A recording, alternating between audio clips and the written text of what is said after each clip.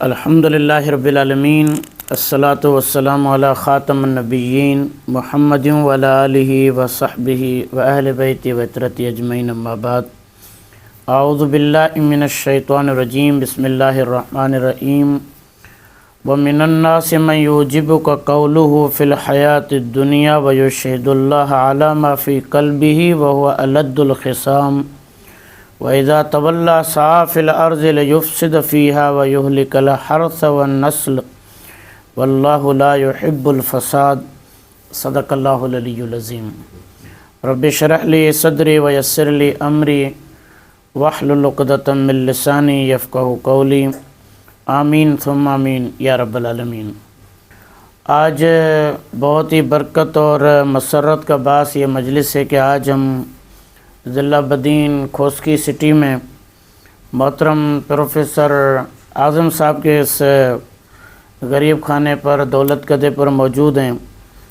اور اس وقت استقبال رمضان کا ایک ماحول ہے۔ تنظیم اساتذہ ملک بھر کے اندر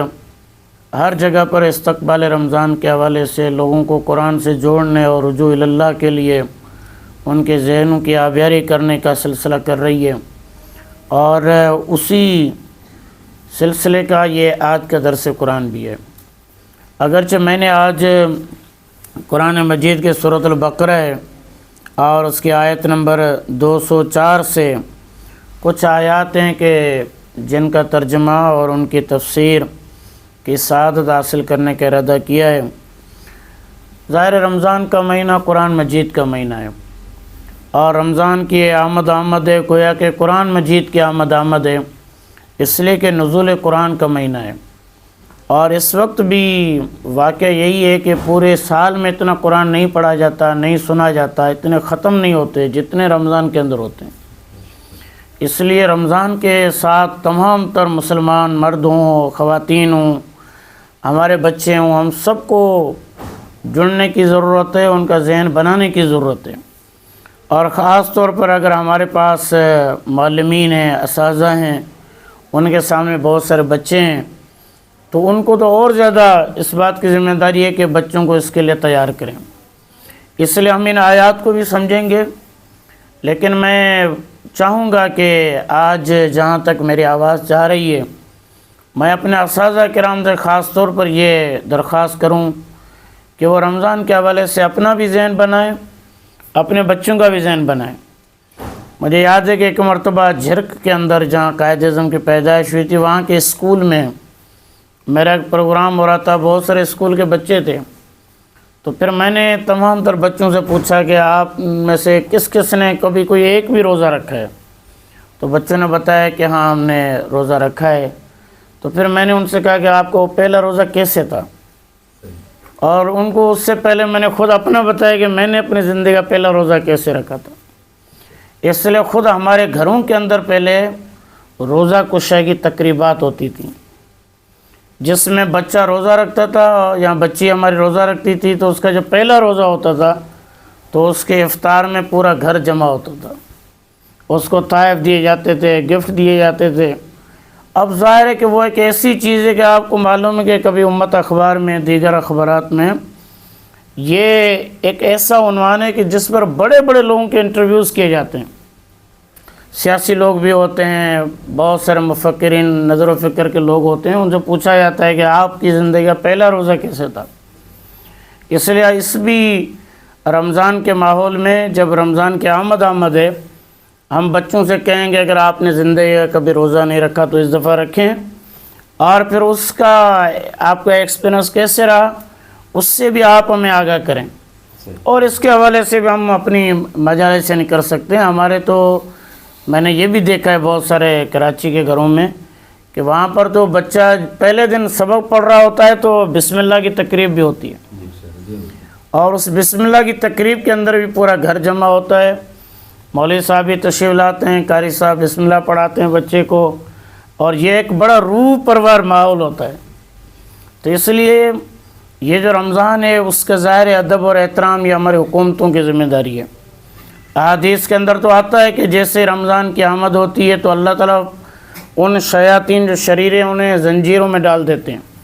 اور انہیں جکڑ دیا جاتا ہے۔ اس کا مطلب کہ رمضان کا یہ پروٹوکول اگر آسمان سے ہو رہا ہے تو پھر زمین پر بھی جو مسلمان ہیں، وہ جو شیاطین شریر ہیں، جو لوگوں کو نمازوں سے روکتے ہیں، روزہ سے روکتے ہیں، اللہ کے اطاعت سے روکتے ہیں، تو ان کو جکڑنا چاہیے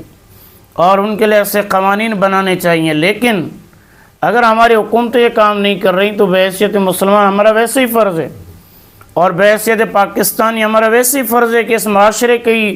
کا تقاضا یہ ہے کہ ہم رمضان کا احترام کریں اور اس کے ماحول کو ہم بنانے کی اپنے حساب سے کوشش کریں، اور پھر قرآن مجید کے ساتھ جڑنے کی کوشش کریں۔ ظاہر ہے کہ اللہ تعالیٰ نے ہمیں کان دیے ہیں، اللہ کی بڑی نعمتیں، اور اگر ہمیں کان، پہلے لوگ کہتے تھے نعمت ہے، لیکن حقیقت یہ ہے کہ جو قرآن مجید کی ایک آیت ہے، الم نجعل لہ عینین ولسانا وشفتین، کیا ہم نے انسان کو دو آنکھیں نہیں دیں، اس کو زبان نہیں دی، کیا اس کو ہونٹ نہیں دیے؟ اور اسی طریقے سے اللہ رب العزت نے فرمایا ہے کہ ان السمع والبصر والفؤاد کل اولئک کان عنہ مسئولا، یہ تمہاری سماعت، یہ تمہاری بصارت، یہ تمہارے دل کا سمجھنا بوجھنا، یہ جو بھی نعمتیں، اس کے بارے میں پوچھ گچھ ہوگی۔ تو پھر اس کے بارے میں پھر آپ سے کتب شہید کو اگر پڑھیں، جو کبھی تفسیر فی ضلع قرآن بڑی چیز لگتی تھی کہ انہوں نے لکھا ہے کہ کانوں کے اندر کتنے ہزاروں پردے ہیں، آنکھ کے اندر کتنے لاکھ پردے ہیں، لیکن آج تو سائنس وہ ساری چیزیں ہمارے سامنے لے کر آ رہی ہے۔ تو ایسے میں جو کان اتنی بڑی نعمتیں ہیں، تو میں سمجھتا ہوں کہ ان کانوں کا سب سے بڑا حق یہ ہے کہ قرآن کو سنیں۔ اس لیے کسی اچھی جگہ جا کر تراویح پڑھنا کہ جہاں پر قرآن اچھی طرح پڑھا جاتا ہو، پورا پڑھا جاتا ہو، اور اگر کہیں پر ترجمہ بھی سنایا جاتا ہو، تو اس طریقے سے ایک زندہ رمضان، اور ایک ایسا رمضان کہ جو ہماری زندگی کا یہ پہلا ایسا رمضان ہو جو اتنا انقلابی رمضان ہو، جو رمضان ہماری کایا پلٹ دے، ایسا رمضان کہ جو آنے والے 11 مہینوں کے لیے ہمیں کھڑا کر دے، اور جو ایک کشمکش ہے حق اور باطل کی، اللہ اور اس کے رسول کے دین پر چلنے کی اور اس کا راستہ روکنے کی جو کشمکش ہے، اس کے اندر ہم اللہ کے راستے پر چلنے والے بنیں۔ اس لیے میں نے یہ تمہیدی طور پر ضروری سمجھا ہے کہ میں اپنے اساتذہ سے اور تعلیم سے وابستہ تمام لوگوں سے اپیل کروں کہ رمضان کے حوالے سے اپنے بچوں کا، اپنے گھر والوں کا ذہن بنائیں، اس کے حوالے سے دعاؤں کا اہتمام کروائیں۔ رمضان کے اندر جو حالات، واقعات آتے ہیں، ان کے حوالے سے ابھی سے کوئی سرگرمیاں طے کریں کہ ہمیں محمد بن قاسم کے یوم باب الاسلام 93 ہجری کے بارے میں کیا کرنا ہے، 17 رمضان بدر میں کیا کرنا ہے، فتح مکہ اسی ماہ مبارک میں اس کے حوالے سے کیا کرنا ہے، 27ویں شب پاکستان مارز وجود میں آیا ہے، اس کے حوالے سے ہمیں کیا کرنا ہے۔ اور پاکستان کو سید مودودی نے فرمایا کہ ہم مسجد سمجھتے ہیں، اس لیے اس کی حفاظت کرنا، اس کا ادب اور احترام کرنا، اور اس مسجد کے اندر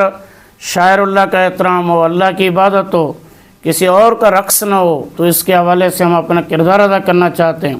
اسی لیے اس وقت بھی جو حالات ملک کے ہیں، اور خاص طور پر جو حالات بلوچستان کے 12 اضلاع کے بن گئے ہیں، ہم ان تمام تر حالات پر رنجیدہ ہیں،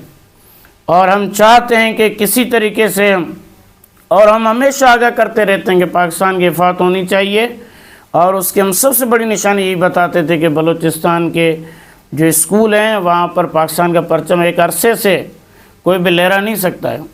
کوئی ترانہ وہاں نہیں پڑھا جا سکتا ہے۔ وہاں کے اساتذہ یہی دعائی دیتے تھے کہ کس طرح ملک کی حفاظت ہو۔ اس لیے آج بھی ہم یہی سمجھتے ہیں کہ پاکستان کی حفاظت اسی طرح ہوگی کہ ہم پاکستان کے حوالے سے فکر مند ہوں۔ اس لیے جو 27ویں